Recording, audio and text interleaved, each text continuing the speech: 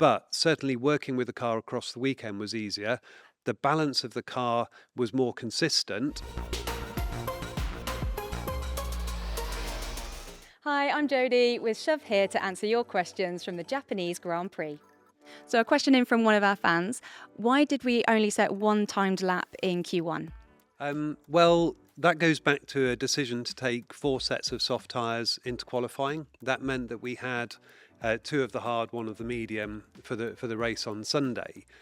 And if you've got 4 sets, the way to have two new soft in Q3 is that you get through Q1 on one soft and Q2 on one soft, and then you've got two bites at the cherry in final qualifying. So that's what we were trying to achieve. Now, different to tracks like Melbourne and Jeddah, the degradation there is very, very high. And when you've done that single lap, if you try to do another run on it, it will probably be at least half a second off, maybe a little bit more. So we didn't really want to just do another run on used, because you're just wearing out the tyre that we could then start qualifying two on. We definitely didn't want to take another new set, because that would have meant that we didn't have those 2 sets for the final session. So, why did we switch to the hard tyre for Lewis and George at the restart after the red flag? Well, principally, we thought that would be a way to be a bit different. So the teams in the top 10 that had two hard, that was us and McLaren. Red Bull and Ferrari had two of the mediums. And at that point, there wasn't really enough information to know how that hard and medium were gonna compare. There was only limited running from across the weekend. So part of it was to try and be a bit different. It would certainly be an easier way of achieving a one stop with two hards than with a medium and a hard.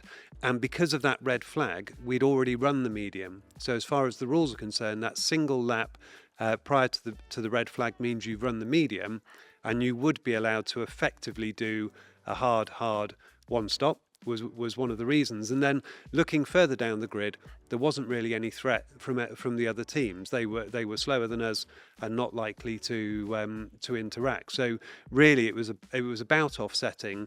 Now the issue was that the end of our hard stint wasn't good enough. We were dropping off. We lost a fair bit of time in traffic, but fundamentally we weren't quick enough, and we're just trying to understand that now. But it was about doing the most easy one stop from there. So, looking at tyre degradation at that point in the race, were we confident at that point that we could have done the one stop? We weren't really confident, and going into the race, we were talking it was a two-stop as the default strategy. Technically, you can do a one, but it's just difficult to hang on to them, and you need good degradation.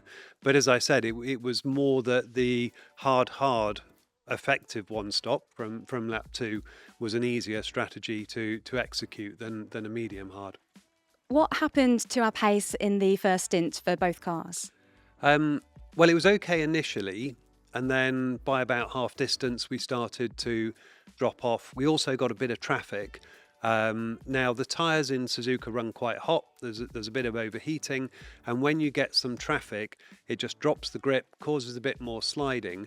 And specifically, we were struggling with the slower corners. So there's a hairpin, the slow chicane as well. They were where we were losing a fair chunk of that time, and it was quite difficult once we got to that stage of the stint. As I said, made worse when we had a car in front, but it was difficult to get the car turned, and it was just costing us a bit in both of those corners. And then obviously, as the tyres are just getting older, the sliding goes up and the temperatures get a bit higher, and that was just compounding it. But I wouldn't say we've got a complete understanding of that issue now. It's obviously very soon after the race. That's one of the jobs that we're going to be getting into in the next few days, trying to work out exactly what happened and why did we drop off so much more than, for instance, Leclerc, who did a very good first stint that was a lot longer. Why did we switch to the mediums later on in the race? When did we realise that the one stop wasn't going to be possible?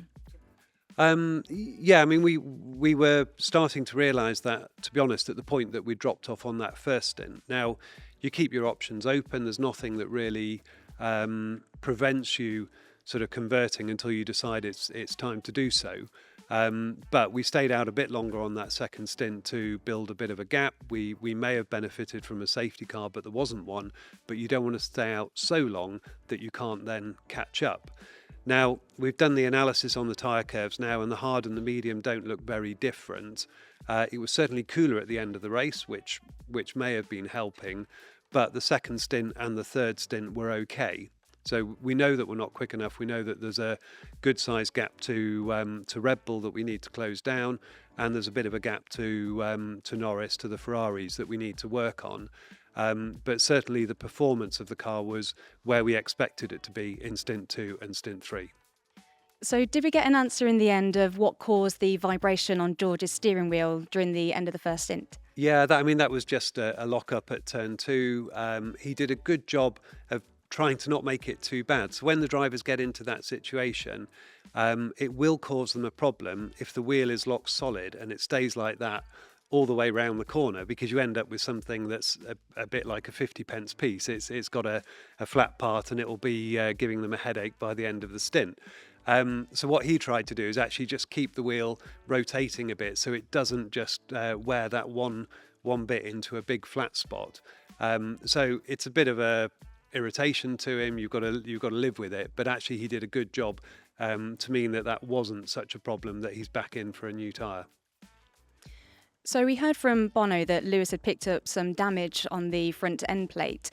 Did that cause any effect on his performance? It did lose a bit, and more than the sort of absolute amount of downforce you lost, it just made the car a bit more understeery on a stint where we were probably already a little bit on the understeery side. And the track was hot, so on the grid we took a little bit of wing out for that. But that additional loss then caused him problems, and he was actually quite front limited throughout that first stint. Now, at the pit stop, we didn't change the wing, but we can put some flap angle back in it. You can put a bit more load on, and that actually put the car in a much better place. So, as I said, it's not in terms of headline numbers, not a lot of lap time when you can balance it out, but certainly adding to the problems that we had during stint 1. Why didn't we pit Lewis for the fastest lap? Well, we did have clear track behind, so we were talking about it. The reason that we decided not to was just we weren't sure whether he would get close enough to Piastri. We didn't know what would happen with George, who was closing in on Alonso. So there was a reasonable chance of some racing, and you've obviously got to come in on the penultimate lap because you've got to do your out lap to set the time on the fastest lap. And at that point, we weren't quite ready to rule out all possibility of either Lewis being able to gain a place or something with George and Alonso that might have brought him into play. So it was just that we felt the sort of upside game was enough to leave him out on track. So, Shov, this is a question specifically for you. We know that we travel all around the world, 24 races on the calendar. So most importantly, did you enjoy the Japanese food? I do like Japanese food. What I said before was I wouldn't have sushi for dinner because it's a snack, not a meal, is my own view on it. But I do like sushi, and we got out. We had a barbecue on Sunday night, which was good fun before we came back. But yeah, it's a great race, and the fans are incredible there, and we all enjoy going. Wasabi or no wasabi? Always wasabi, yeah. Always. Yeah. So what are our key takeaways from being at Suzuka going forward now into China? The big program we were looking at was to try and get the car a bit more predictable through the weekend. And what we found is that we can get it in a window, but if the wind changes, the track temp changes, it quickly falls out of it. And that was leading to poor performance in race and qualifying. Now, there's no doubt that we're not where we need to be at the moment. We know that, and we know that we've got work to do. But certainly working with the car across the weekend was easier. The balance of the car was more consistent. There are issues that we need to get on top of and get on top of quickly. But certainly we seem to have a more stable platform, one where its behaviour through the whole weekend is more consistent. But as I said, we know that there's work to do, and we'll be working on that immediately. And as we haven't been to China racing since 2019, does that change our preparations ahead of the race? Well, I mean, it's a good challenge that, because not just have we not been there for a while, we're straight into a sprint race, and it's also the new format where you've got two parc fermes, so a sprint qualifying and a sprint race, then an opportunity to change the car, and then the main qualifying and the main race. But we're reviewing the historic data. Now, we've not been there with this generation of cars, so the tyres are different, the aerodynamics is very different. There's a lot of work that we need to do, and the bulk of that work gets done in simulation. But there is also a bit of just rereading old notes, looking at how the tyres were performing in terms of tyre wear, what was driving degradation, to try and build that picture. But we've only got 1 hour of free practice before we're going straight into that qualifying session. So definitely a big challenge, but it's quite fun, and there's good motivation to work on it, because if you can get it right, the opportunities at a sprint race are always greater, because someone else may have got it wrong.